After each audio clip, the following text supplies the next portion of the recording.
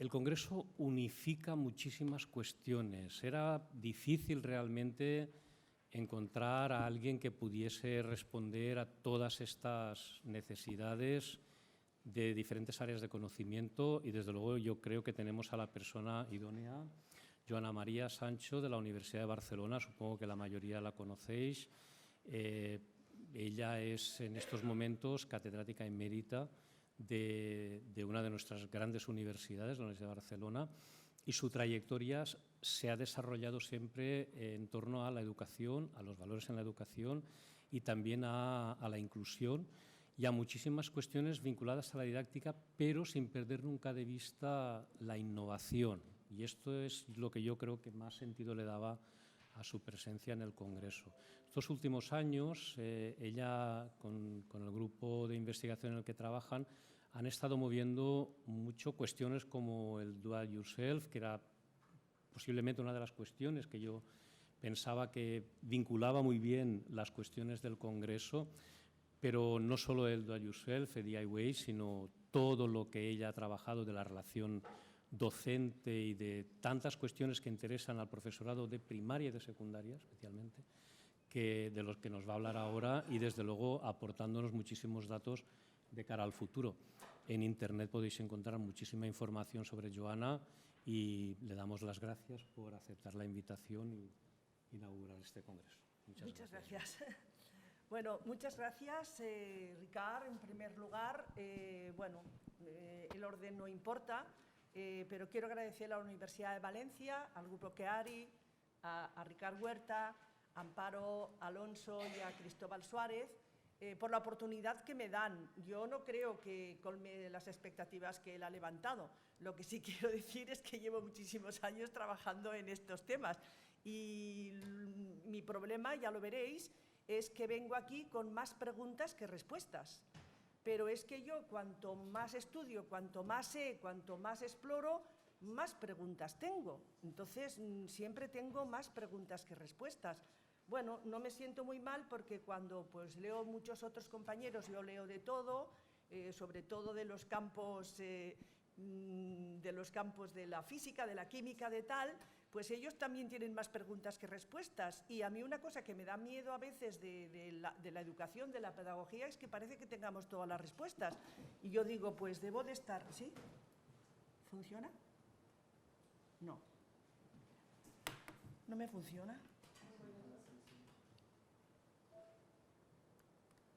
Es que yo tengo un problema con las tecnologías duras. Esta tecnología organizativa es muy dura. O sea, a mí me ponen aquí, yo soy Dios omnipotente, que tengo la sabiduría, vosotros sois unos pobres desgraciados que venís aquí y, claro, yo os tengo que inspirar, ¿no? Yo no me siento así. Entonces, yo empecé mi carrera con párvulos de 4 y 5 años y 49 años después los vi en el abril de este año y me dijeron, tú nunca estabas detrás de la mesa, siempre estabas alrededor nuestro. Y a mí me gusta estar así, como mis párvulos, alrededor de la gente, pero claro, aquí me va a costar, si no puedo moverlo, me va a costar mucho. Venga, es igual, ya está, ya lo hago desde aquí. No, hombre, no, ¿cómo te vas a quedar? ¿Qué le pasa? Perdonadme, ¿eh? Estas son las cosas de la tecnología digital. Ya está, ahora sí. Bueno, es que conocí a Fernando. Bueno, pues entonces, una vez más, yo voy a intentar subvertir esta tecnología tan dura y espero que no me caiga, ¿no? Porque estoy aquí, que parece que estoy haciendo...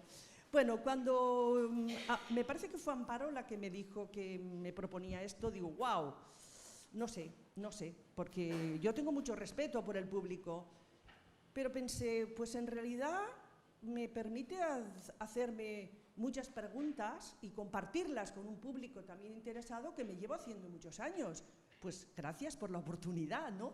Y entonces pensé en 2 títulos. El primer título, temas y derivas entre las humanidades, lo pedagógico y lo digital. Y otro título que pensé es humanidades digitales. ¿Qué añade el apellido? ¿Qué añade el apellido? Humanidades digitales. ¿Añade algo? O sea, ¿y qué es?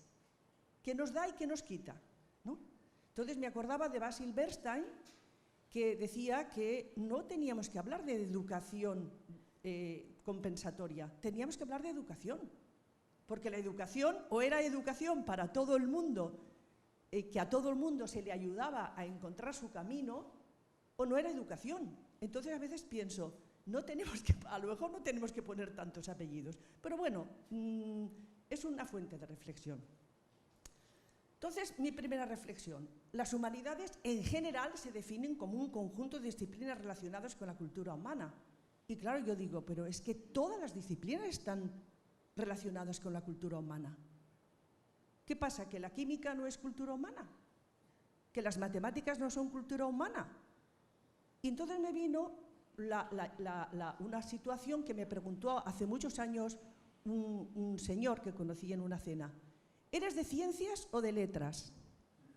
No lo sé. O sea, todos los científicos saben leer y escribir y todas las personas que se dedican a las letras son rigurosas. O sea, intentan un pensamiento que nos pueda ayudar a entender el mundo en que vivimos. Entonces, nunca he entendido la separación de los saberes. Yo no lo he podido entender nunca. Y a mí me parece que es un problema enorme que tenemos las universidades. Y es un desafío que tenemos en este momento. Cuando tenía 12 o 13 años, estaba haciendo bachillerato, y además me acuerdo yo soy muy visual en mi cabeza, me acuerdo que físicamente donde estaba, yo salía del instituto y decía, no lo entiendo. Llego al instituto y me enseñan todo separado. Salgo a la calle y todo está unido. ¿Qué pasa? No tenía ni idea, sigo sin tener ni idea. Bueno, sí, ahora tengo un poco más de idea, hay muchas relaciones de poder, yo creo que nos montamos en nuestra ignorancia en lugar de montarnos en nuestras dudas, tenemos nuestras zonas de control, etcétera, etcétera. Muy bien. Pero resulta que las humanidades, esta idea de las humanidades digitales no es nada nuevo. No sé si os suena Ramon Llull, un señor que vivió en el siglo XIII, cuando aquí empezaron a pensar en montar una universidad. No, tengo que decir un paréntesis, que mi universidad tiene 560 años y no ha habido nunca una mujer rectora. Sí, a mí me da pena, pero bueno, es igual, así nos va. Y resulta que este señor, en el siglo XIV, XIII-XIV, él decía que todo filósofo puede ser un buen mecánico, o sea que, ¿dónde está la diferencia de los saberes, ¿no? Y entonces él escribió una ars combinatoria, que era un complejo mecanismo de figuras geométricas. Lo que él quería con esta ars combinatoria es, sobre todo, que mediante la razón, la demostración y el diálogo se instaurase una paz entre religiones. Fijaros que no hemos conseguido nada, 7 siglos después estamos igual, o sea que mucho no avanzamos, ¿no? Y entonces buscó un modelo complejo que relacionase los distintos saberes de la época. Y fijaros bueno, este es de su libro, ¿no? Esto es de su libro, de la ars. En el CCCB se hizo una exposición y no sé si he encontrado, bueno, esto es todas las formas de representar su idea de la ars combinatoria. Quiero decir que nuevo, esta idea de encontrar confluencias y de encontrar formas de representar el saber diferente no es. Y esto es importante tenerlo en cuenta, que no inventamos las cosas de cero y a veces nos olvidamos de la genealogía, es como si lo anterior no existiese. Y esto se da mucho más en el campo de la educación. Pondré un pequeño ejemplo. Fui a dar una conferencia que se titulaba «Que no todo cambie para que todo continúe igual», hablando de la innovación en la escuela. Ahora nosotros hablamos más de transformación que de innovación, porque innovación parece lo de IKEA, ahora ponemos una alfombra, ahora ponemos un nuevo sofá, pero no cambia nada. Entonces, una cosa que decía que cuidado que en educación nos olvidamos mucho del conocimiento del que ya disponemos. Y en la cena el concejal de educación me decía, pero bueno, es bueno ser ignorante porque así te atreves. Digo, uy, no lo sé, pero es bueno ser ignorante si reconoces tu ignorancia. Pero si crees que todo lo vas a solucionar porque se te ha ocurrido a ti, digo, ¿tú crees que un matemático se pondría ahora a inventar los números? ¿O un químico se podría ahora inventar la tabla de los elementos? Yo creo que los que ahora están trabajando en física cuántica se pondrían ahora a inventar la teoría de la relatividad. Yo creo que para continuar hemos de ponernos, como decía Newton, a las espaldas de los gigantes, aquellas personas que ya han trabajado, que ya han estudiado y que nos permiten ver más allá. A mí me parece, a mí me parece, porque empezar desde cero no me parece buena idea. Bueno, ¿de qué hablamos hoy cuando hablamos de humanidades digitales?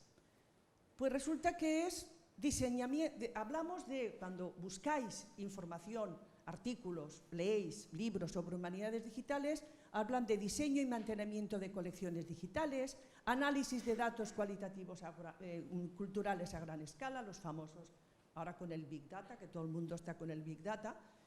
Cuidado con el Big Data porque luego lo convierten en algoritmos y, como hablábamos con Cristóbal, luego estos algoritmos parece ser que han de gobernar nuestra vida, ¿no? Entonces, cuidado con...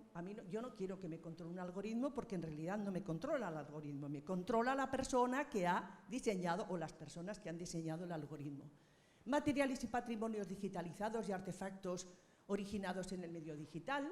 Claro, es una riqueza, podemos decir, ¿no? O sea, podemos tener acceso a colecciones maravillosas. Se puede...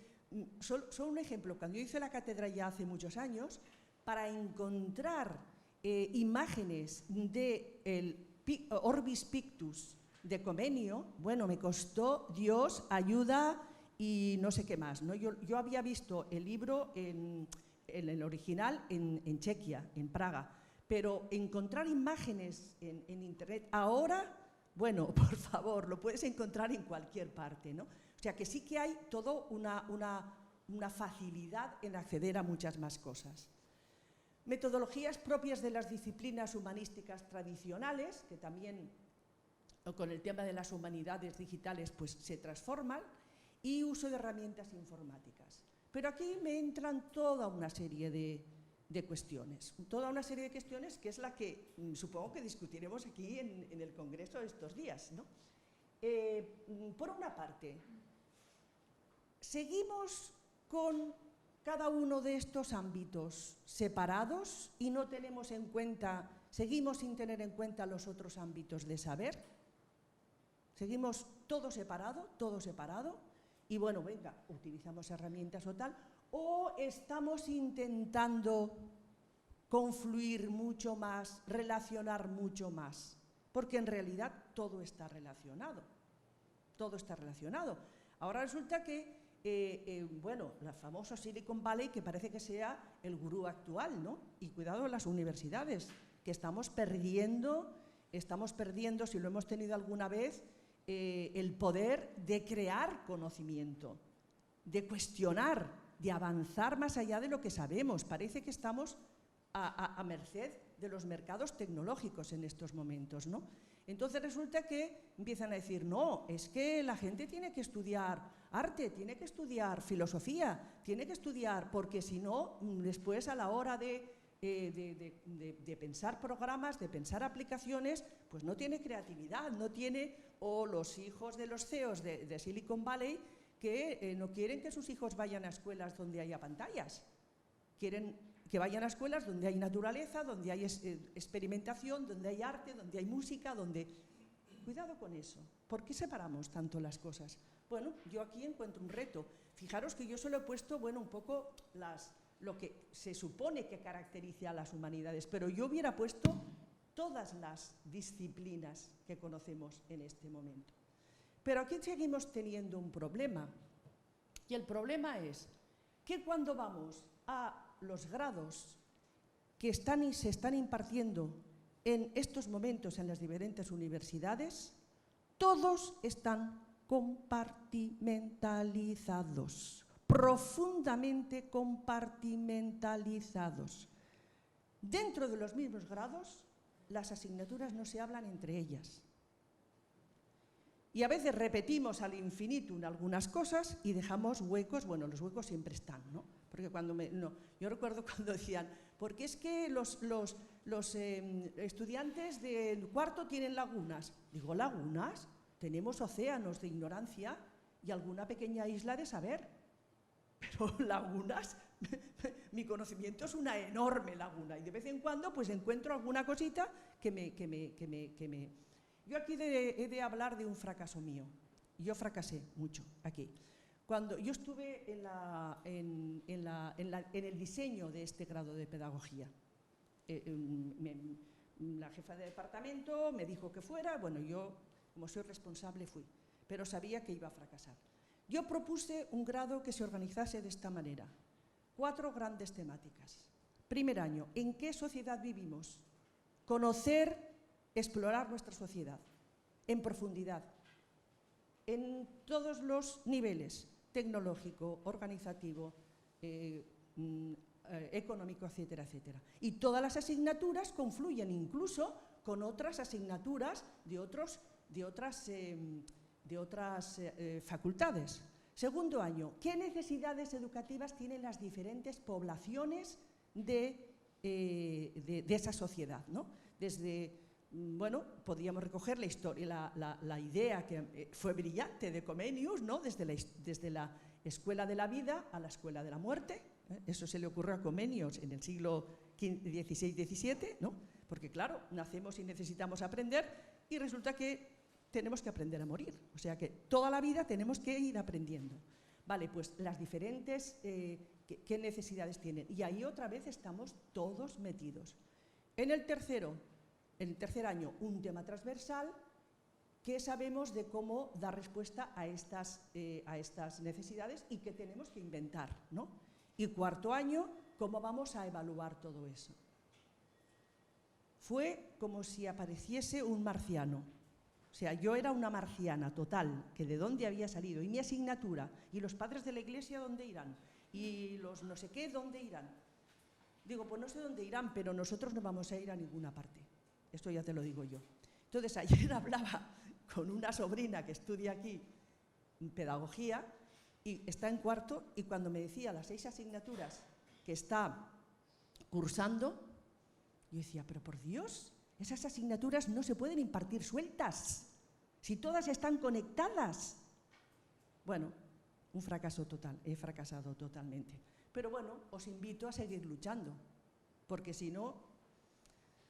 Bien, fijaros, el plan de estudios de magisterio, pues lo mismo. El plan de estudios de filosofía, Iden, Eadem, Iden, ¿no? No tienen en cuenta, ni entre ellos se tienen en cuenta. El plan de estudios de Bellas Artes, ¿no? He recogido esos porque son los que me los presentaban visualmente, ¿no? Los otros me los presentaban con listas y así es mucho más, ¿no? Lo visual ayuda, ¿no? Humanidades digitales.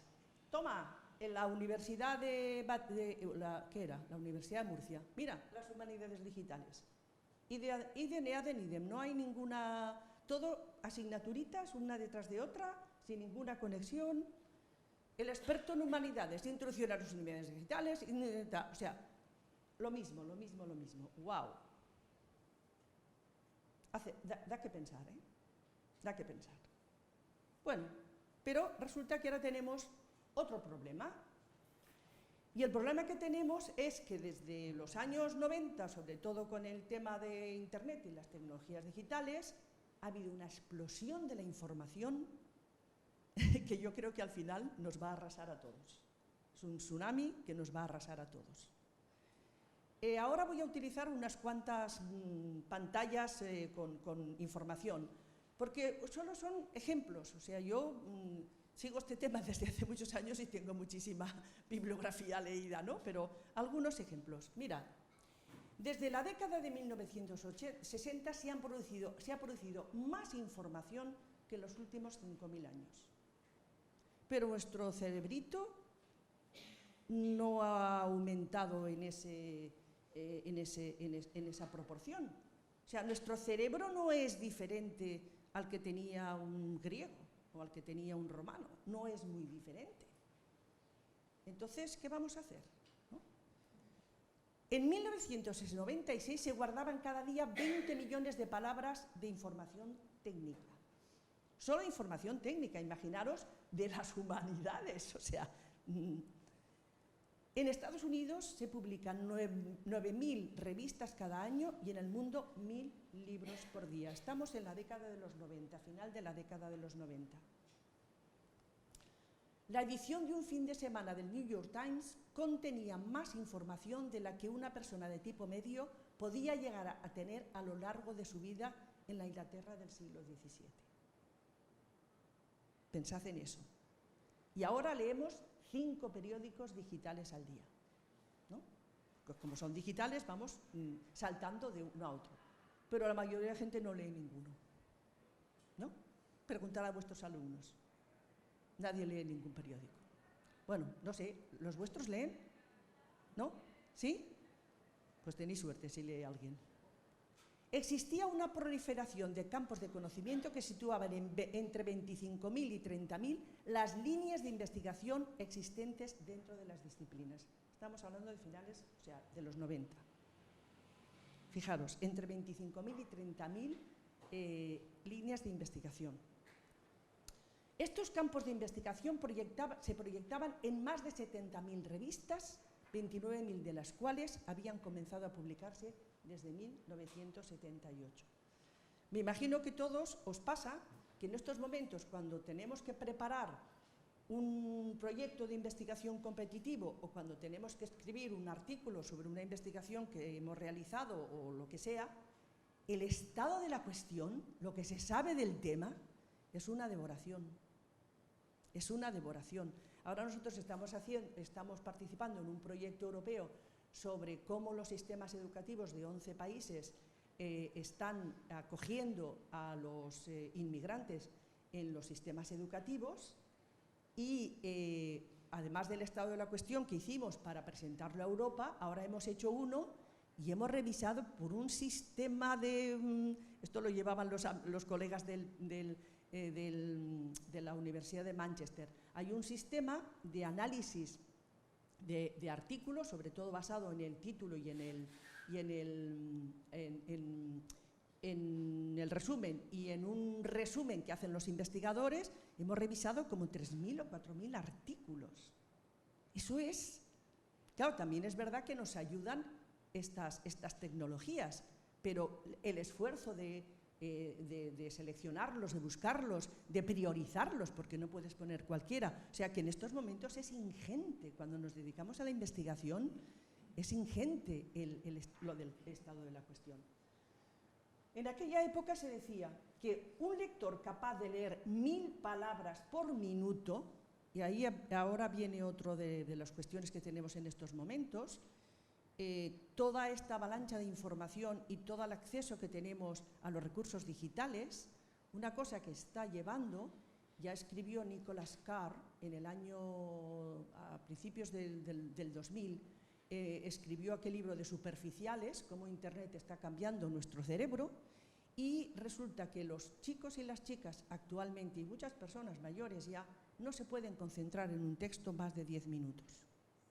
Han de ir saltando de uno a otro.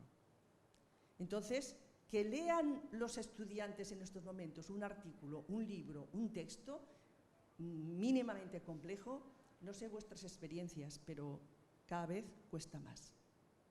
También es verdad, y esto hablaremos luego, que a lo mejor también es la forma de enseñar, porque yo viajo en el metro y veo a los estudiantes muchas veces que suben leyendo y recuerdo un día que subía, bueno, muchas veces me lo encuentro, con apuntes, nunca leen libros o no leen artículos, siempre apuntes, que se nota que son apuntes, o PowerPoints, Entonces le pregunté un día a un alumno, oye, ¿qué se aprende de un PowerPoint?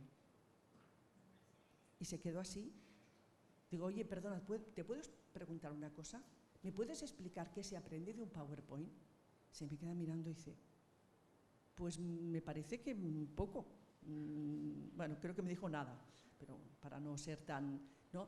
digo, vale, no sé, quería preguntártelo, ¿no? Entonces vamos subiendo y hay un autobús y él estaba parado donde el autobús. Entonces yo le pedí a ver si le podía hacer una foto, porque tenía que dar una conferencia sobre la evaluación en la universidad. Y le dije, bueno, te la pondré así para que no se vea el texto, porque yo tampoco quiero poner en evidencia a nadie, ¿no? Pero quería... Me dice, oye, mira, he estado pensando lo que me has preguntado. Digo, bueno, por lo menos te he hecho pensar, ¿no? O sea, que ya es mucho.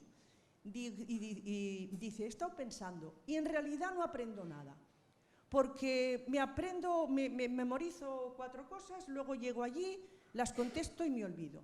Pero el otro día un profesor de no sé qué asignatura de psicología, no sé psicología social o no sé qué, nos hizo un examen que era una performance. Bueno, no me dijo performance, era un no sé qué de rol, o sea, un juego de rol, ¿no? De estos, ¿no? Dice, nos trabajábamos los estilos de liderazgo y nos hizo representar diferentes estilos de liderazgo con un grupo. Y eso lo entendí perfectamente. Digo, pues bueno, esto es un ejemplo de cómo según evalúas, pues también fomentas un tipo de aprendizaje o fomentas otro tipo de aprendizaje. Bueno, un lector capaz de 1000 por minuto necesita 1 mes y medio leyendo 8 horas diarias para poder leer la información recogida en un solo día y necesitaría 5 años y medio de lectura. Esto es lo que hay, no tenemos otra. Con lo cual, nuestro cerebro tendrá que ir buscando algún tipo de nuestro cerebro, nuestro cuerpo, porque estar leyendo 8 horas diarias pues también tiene su coste corporal, ¿no? Pero seguimos con la explosión de la información, porque para mí las afirmaciones hay que basarlas en evidencias, no creo y a mí me parece.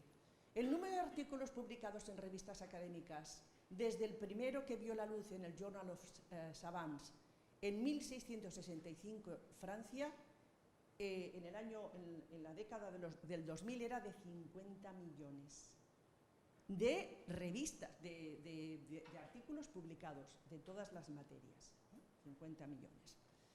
La avalancha de información con sus efectos colaterales, propiciada por la web .2, ha dado acceso a las personas no solamente a consumir información, sino a crear información. Cantidad de personas en estos momentos publican sus libros en internet, no digamos sus vídeos, el tema de los influencers, etcétera, etcétera, etcétera. Entonces, en la década de los, fijaros ya, en los 80, Toffel ya hablaba del prosumidor, aquella persona que no solamente consume información, sino que produce información. En estos momentos tenemos el fenómeno de las fake news. O sea, cualquier cosa se pone en internet y las personas te dicen, como dice Facebook, y yo siempre les digo, Facebook no dice nada. ¿Quién hay detrás de ahí? Pero la gente dice, como dice Facebook, como dice Instagram, como dice, perdona, que no es Facebook. Y yo pienso que esto es muy educativo. Esto es muy educativo. Y en la universidad, mejor en la primaria y en la secundaria si pudiera ser, tendríamos que utilizar el lenguaje con mucha precisión y hacerles entender a los estudiantes qué hay detrás de todo eso. El problema es que muchas veces nosotros no lo entendemos.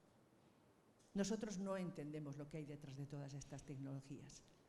Entonces, si yo no lo entiendo, ¿cómo va a ayudar a otro a que lo entienda? Y además yo lo siento mucho y aquí haré una pequeña crítica en especial a las personas de mi campo, más específico, la tecnología digital, aunque yo no tengo ningún campo, para mí el campo es el universo, que a veces les digo, pero por favor, parecemos viajantes de comercio, estamos vendiendo cada cosita que sale. Ahora los MOOCs, ahora el no sé qué. Claro, yo empecé hace muchos años, entonces yo empecé con el Basic o el Logo, era como era así una competición. Luego los paquetes integrados, los tratamientos de la información. Luego no sé qué, ahora la realidad aumentada. Luego, por favor, yo no me quiero basar en una herramienta. ¿Cuál es tu idea de educación? ¿Qué horizonte tenemos? ¿Qué tipo de ciudadano y ciudadana queremos contribuir a formar? ¿Qué tipo de sociedad queremos contribuir a construir. Y ahí decidiremos qué herramientas vamos a utilizar. Pero no me pongas antes la herramienta. Y además yo se los digo, mira, cuando escribes un artículo y pones en el título un nombre de una herramienta, al cabo de 5 años se convierte en obsoleto. Por eso, bueno, sí, es verdad, todo lo digital aporta a las humanidades toda una serie de beneficios, pero también aporta una serie de problemas, ¿no? Entonces, un ejemplo, hace 25, ahora ya casi 30 años, escribí un libro con un compañero que se titulaba «Cómo introducir el ordenador en el aula». Y resulta que 25 años más tarde me viene otro compañero mío y me dice «Oye, Juana, ¿te has dado cuenta de una cosa de este libro?» Digo, pues no lo sé, es que hace muchos años que lo escribí. Dice, mira, toda la primera parte que la escribió mi compañero, que habla del tipo de ordenadores, de los soportes físicos, los soportes lógicos, los programas y tal, está totalmente obsoleta. Alguien lo lee ahora y es como si leyese las pirámides de Egipto. Toda la segunda parte, que son las problemáticas educativas que se configuran en este momento y que se configuran con la llegada de todo esto, están totalmente vigentes. El pensamiento tiene más vigencia que las herramientas, porque las herramientas las tenemos que utilizar para construir el pensamiento. Y las herramientas pasan, pero el pensamiento y la acción educativa es la que permanece. Más datos. Entre 2014 y 2017 el número de internautas pasó de 2.400.000 millones, a 3.800 millones. Y estoy segura que ahora hay muchísimos más. O sea que esto va... Los servicios de redes sociales ganan 840 nuevos usuarios por minuto. Por minuto. En estos momentos se están intercambiando más de 450.000 tweets por minuto. Hay gente que solo lee el Twitter en estos momentos y todo se basa en lo que dice Twitter. Que no lo dice Twitter, lo dice fulanito, menganito o zutanito.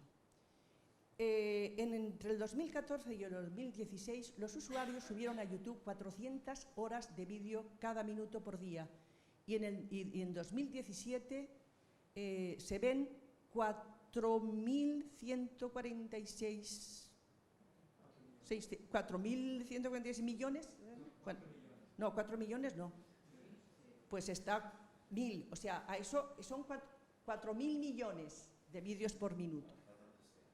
4.000 millones de vídeos por minuto. No, 4 millones de vídeos por minuto. Ay, que me lío con las... Pero es una burrada. Es una burrada.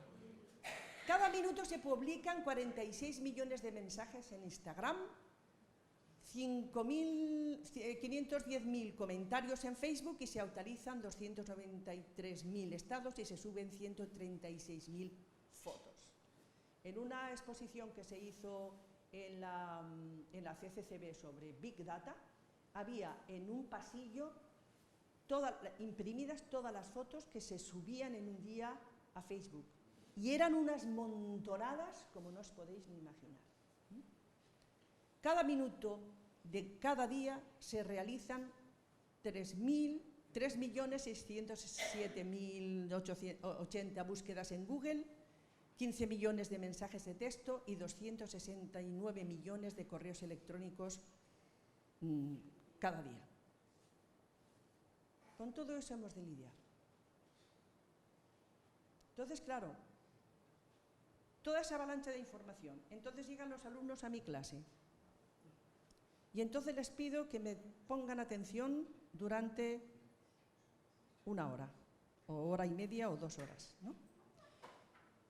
Hace ya muchos años, cuando empecé a trabajar en el primer programa de informática educativa de Cataluña, que dio pie al resto de los programas, que precisamente lo comenzaron profesores de formación profesional con mucho ímpetu pedagógico, una persona, un estudiante de FP me decía, Juana, es que resulta que el profesor se pone detrás de la mesa y habla como un busto parlante, pero es que yo no puedo hacer zapping. Eso me lo decía un alumno en el año 82 u 83, ¿no? Yo no puedo hacer zapping. Y de hecho luego los alumnos de Fernando les llamaban también bustos parlantes y después el profesor karaoke, como he hecho yo, leer el PowerPoint, ¿no? He sido un poco profesora karaoke hoy, porque he ido leyendo un poco el PowerPoint, ¿no? Entonces, claro, entran a la clase con todo este mare magnum de cosas y yo tengo que captar su atención durante X tiempo. Es un reto muy impresionante, ¿no? Y ya sabéis que la economía de la atención en estos momentos es el bien más preciado, porque nuestro span de atención es limitado, no tenemos más, no tenemos más. Entonces todos quieren nuestra atención. Sabéis que las aplicaciones de Internet se diseñan con tecnologías persuasivas. Y las tecnologías persuasivas consisten en que los diseñadores lo diseñan de tal forma que bien la música, bien el color, bien lo que te va saliendo, hace que te enganches y que no te puedas desenganchar. O sea, hay muchísimas personas que cada vez que les entra un mensaje del Twitter o tal, les sale una alarma. O sea, eso es, ¿no? Entonces, claro, ¿cómo trabajar con nuestros estudiantes todas estas cuestiones? Por una parte, toda la desagregación de saberes que hay, cuando en realidad todo está relacionado. Y por otra parte, cómo captar su atención cuando todo a su alrededor llama su atención. Cuando es mucho más divertido el Rubius que hace no sé qué en Internet y me dice no sé cuánto. Cuando, ¿no? O por ejemplo, pues que lo puedo encontrar en Internet. Tengo la historia reciente, bueno, ahora ya más, no tan reciente, de una estudiante de bachillerato que le hacen trabajar el texto de la Celestina. Entonces ella no se lo lee. Busca en Internet, bueno, pues resúmenes sobre la Celestina, mira vídeos y tal y cual en el examen. Un 9,8. Y no le dieron el 10 porque escribió mal el nombre de uno de los personajes. Pero esta chica no se había leído el texto de la Celestina.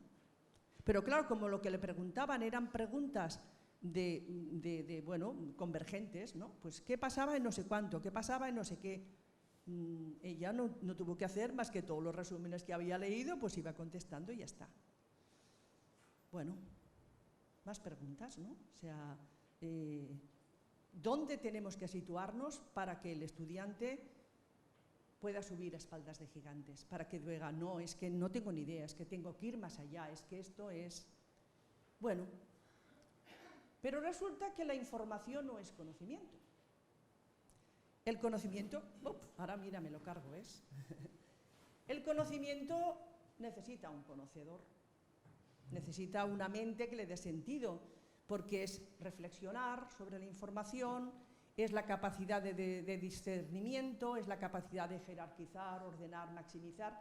En estos momentos incluso es la capacidad para saber quién hay detrás de esa información. Por ejemplo, cuando yo estaba en Inglaterra haciendo un máster a principios de los 80, salió una información de que el tabaquismo no era socialmente inducido, sino que era genético, que había personas que tenían predisposición a fumar. Y eso se suponía que era una investigación, bueno, científica, ¿no? Claro, dices, ¿esto qué es? Empiezas a indagar y entonces resulta, lo había hecho un psicólogo famoso, y entonces resulta que esa investigación la había pagado una empresa de tabacos, ¿no? ¿Y por qué era tan importante esa investigación en Inglaterra? Pues era tan importante porque ya en aquella época estaba prohibida la publicidad sobre el tabaco, explícita, y era impresionante las cosas que hacían los publicistas para publicitar el tabaco sin que se notase. Yo recuerdo uno, además conocía al publicista que lo hizo, que era en la revista Time, era un árbol precioso con unas mariposas doradas y en las alas de las mariposas estaba el Dunhill, me parece que se llamaba, es que yo no soy fumadora y no, una cajetilla de tabaco que era dorada. O sea, hacían unas cosas. Entonces, claro, descubrieron que quien había pagado eso era una gran tabacalera de estas, una industria, una empresa grande, ¿no? Entonces, cuidado, ¿quién hay detrás de la producción de conocimiento? Porque todo conocimiento tiene algún tipo de interés. Puede tener un interés totalmente altruista, decir, no, tenemos que conocer, o puede tener intereses pues más o menos espurios, ¿no? Toda información no es conocimiento. El conocimiento precisa de un conocedor que le dé sentido. O sea, y esto es nuestro papel, como profesores, nuestro papel, porque información hay para vender y regalar, ¿no? La elaboración de conocimiento necesita atención, que es un bien muy escaso. La atención es, en estos momentos, captar la atención de las personas es un lujo. Yo tengo un lujo hoy aquí, porque la mayoría de las personas pues parece que están atendiendo, ¿no? Necesita reflexión, necesita desarrollar pensamientos y acciones que le den sentido. Bien, y voy terminando. ¿Cuáles son los retos y las oportunidades para nosotros? Tenemos un reto muy importante, sí, tú te ríes, yo también, pero en el fondo me preocupa mucho. Salir de la zona de confort y control de lo conocido. A mí me preocupa mucho que al profesorado nos cueste tanto salir de la zona de confort y de control. Yo le llamo de control porque es lo que controlamos.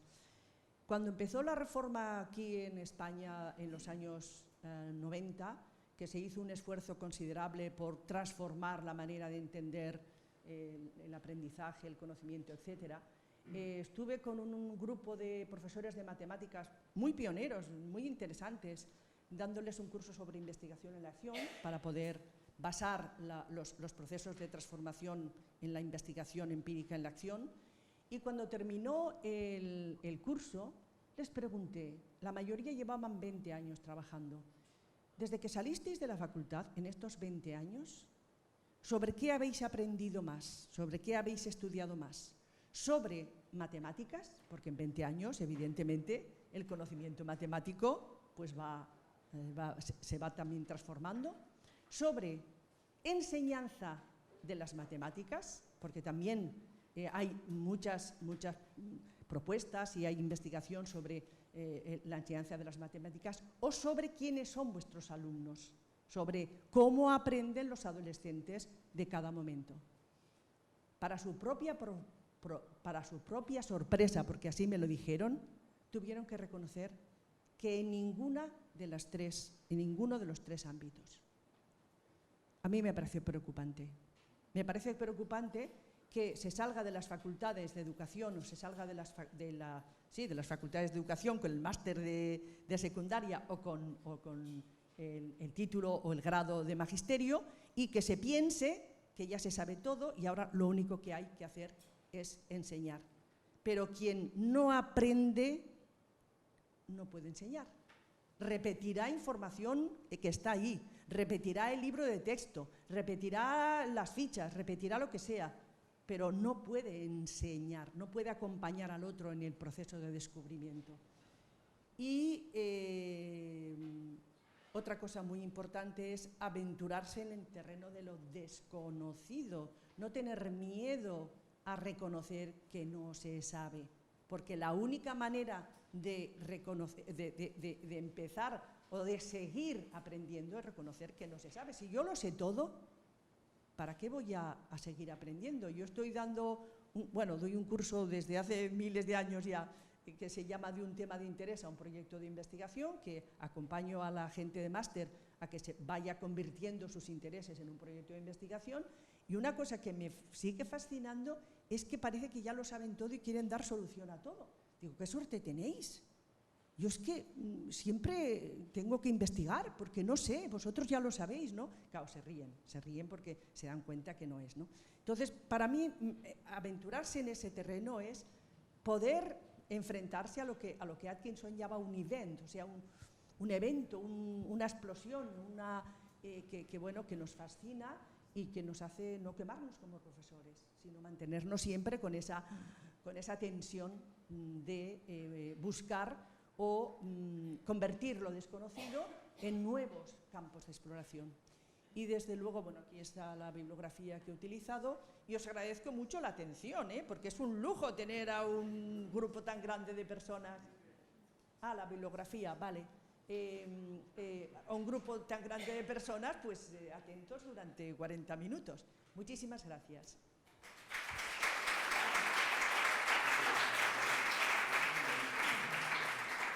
Y me encantaría si tenéis comentarios, preguntas, discrepancias, aportaciones.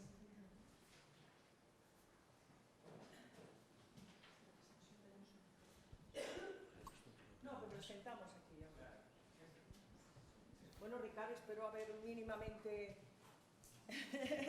respondido a la expectativa. ¿Alguien tiene alguna pregunta? Sí. Buenos días, Joana. Bueno, yo quería darte enhorabuena por tu reflexión, que siempre creo que es importantísima para todos los docentes. Me encanta oírte. Hacía días que nos veíamos. Y así, yo, bueno, coincidí con Joana en Barcelona en 2012, en un congreso que organizaba sobre tecnologías educativas. Y recuerdo como anécdota, una de las ponencias, creo que era concretamente la tuya y en general, todos los compañeros hipertecnológicos, con los ordenadores, con pinganillos prácticamente, con todos los elementos dispositivos, y a la vez tú comentabas de forma crítica, porque era una visión crítica de las tecnologías educativas, pues que esa hiperconectividad que estábamos, que estaba en general la sociedad, y que bueno, y a la vez que se iba diciendo eso, ellos seguían conectadísimos, que solo girabas la cabeza y veías como todos llevaban esos dispositivos por todos los sitios, ¿no? Y era un poco paradójico, ¿no? Pero de alguna forma, bueno, pues te daba a pensar, ¿no? Bueno, yo quería comentarte que yo no tengo, desde luego, ni mucho menos los años que tú en la docencia. Yo me refiero, bueno, lo que quiero comentar es que yo sí que he trabajado con chavales de programas de garantía social. Aquí tengo a la compañera Elena, que éramos vecinos del mismo colegio, y sí que es verdad que en aquel momento, bueno, en aquel momento y en este momento, quiero decir, los alumnos son los mismos. Año 2000, los estudiantes que yo tenía eran un poco especiales porque eran estudiantes que no habían acabado la ESO y que necesitaban una motivación para seguir estudiando. Y yo era profesor técnico de diseño gráfico en aquel momento, y nuestro objetivo era que hicieran unas prácticas en empresas y poder introducirlos a nivel laboral como auxiliares de diseño, y ya como mucho pues que pudieran realizar un grado medio de artes gráficas. Y nosotros decidimos introducir un programa de garantía social sobre tecnologías educativas, bueno, de diseño gráfico, pero mediado por ordenadores en aquel momento. Y yo recuerdo comentarios, porque yo también he sido muy reflexivo, bueno, y continúo, ¿no? De alguna manera, lo que puedo. Con los comentarios a veces que hacían los compañeros en el almuerzo, y decían, mis estudiantes, que eran los mismos que los míos, que habían sido los mismos de ellos, me hacen más caso a las pantallas que a mí. Es decir, si me pongo dentro de una pantalla me van a hacer más caso que si hablo yo. Es decir, quiero decir con esto que es una evidencia que hay una sociedad que no podemos ir en contra de ella porque nos arrastra y es muy complicado, pero que sí que es verdad que hay que buscar el punto medio en estas cuestiones para trabajar con los estudiantes. Quiero decir, ellos son muy tecnológicos y esa es la línea que trabajan y son así, pero hay que buscar hacerlos reflexionar sobre las cuestiones para buscar el equilibrio entre lo digital y lo analógico, porque es que si no estamos perdidos, evidentemente. Se fían más de un ordenador que de una persona y el ordenador es una máquina tonta que no sabe hacer nada y que está programada para hacer cosas pero sin pensar, evidentemente.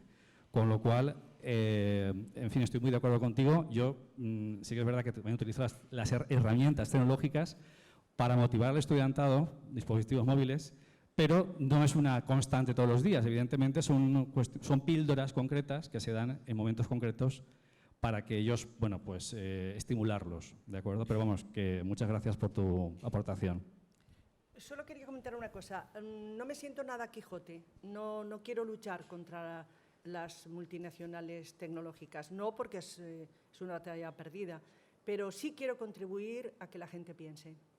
O sea, yo no me cargo nada, yo utilizo muchísimas cosas, pero no dejaré de intentar contribuir a que los estudiantes piensen qué hay detrás, quién los maneja, quién tal. Y también decir que los estudiantes se aburren de todo enseguida. De lo único que no se aburren es de los jueguitos a los que están, de los likes, tal. Y bueno, para mí una función de la educación es, otra vez, reflexionar con ellos qué significa todo eso. O sea, yo empecé, yo fui maestra de GB y entonces en mi época, fijaros, si soy antigua, estaba Mazinger, se llamaba, una serie, entonces los chavales estaban fascinados, ¿no? Entonces yo nunca les dije que no la vieran, pero la analizaba con ellos, la analizábamos juntos. Y me decían, ¿la has visto? Digo, no, pero ya me sé todos los capítulos. Si voy a decirte en todos los capítulos lo que va a salir. Y claro, ellos fascinados. Entonces, claro, ese es el diálogo que yo quiero establecer con mis estudiantes. Yo no voy a ponerme a luchar con Apple, con Google o con yo qué sé, con quien sea, ¿no? Pero quiero que la gente piense y que, bueno, podamos decidir el tipo de sociedad que queremos ayudar a construir. Gracias por tus comentarios. ¿Más preguntas? Yo sí, claro, la expresión reflexión ha aparecido a lo largo de tu intervención. Yo soy muy partidario también de introducir las poéticas, es decir, eso que tú insistes en que hay que transmitirles un afán por saber cómo no, están... transmitir no. Yo no puedo transmitir nada. Puedo compartir. Hay que pasarles y compartir con ellos ese afán por saber más, por la idea de reflexión. Claro, desde las pedagogías culturales y con eso, la idea de las poéticas, ¿no? Es decir, instalarlos en ese juego con las poéticas. Yo creo que la ironía es un gran juego frente a estos poderes. Las performances, las metáforas, estoy muy de acuerdo. Yo creo que desde el ámbito de las artes hay muchísimos modos de pensar. Estoy de acuerdo contigo. Y tendríamos que dialogar más. Sí. Nosotros introducimos, y bueno, incluso representaciones visuales. Ahora hemos presentado a una fundación una pequeña investigación que queremos trabajar en 2 escuelas con padres, profesores y alumnos, el uso y el conocimiento que tienen de todas estas tecnologías y luego realizar representaciones cartográficas, dialogar con artistas que están haciendo también estas representaciones cartográficas de los recursos digitales y hacer una exposición en una sala de exposiciones. Estoy muy de acuerdo, o sea, todo lo que es las artes es fundamental para trabajar reflexiones de una manera, yo diría que más profunda y totalmente distinta, ¿no? Que es lo que te sorprende. Sí, bueno, pues yo tengo que decir que las expectativas han sido superadísimas. Gracias. Porque ha introducido muy bien muchas cuestiones que vamos a abordar estos 2 días. A mí había un metalenguaje en su forma de transmitirnos, de compartir con nosotros la información. Yo no quiero transmitir nada. Había un metalenguaje que me ha encantado y es que me daba la sensación de que estaba hablando con ella en una conversación de las que hemos podido tener y yo soy muy afortunado, pienso, de haber podido compartir conversaciones contigo sobre tantos temas. Y esa es la sensación que me da ese juego con el metalenguaje, que también es algo que en el aula podemos establecer, es decir, metalenguajes. Estar constantemente cambiando de niveles y eso puede ser sugerente también para el alumnado. Si no hubiera tenido escalones, hubiera ido hasta allá, porque me gusta mirar los ojos de los de la última fila. A mí me gusta. A vosotros os miraba más, pero a los de la última fila me costaba un poquito más. Y luego está el inmenso placer de poder estar con las personas, porque este congreso podía haber sido digital, pero yo creo que no hubiese sido del mismo modo. Muchísimas gracias, Joana. Y gracias a vosotros por la oportunidad. Empezamos con...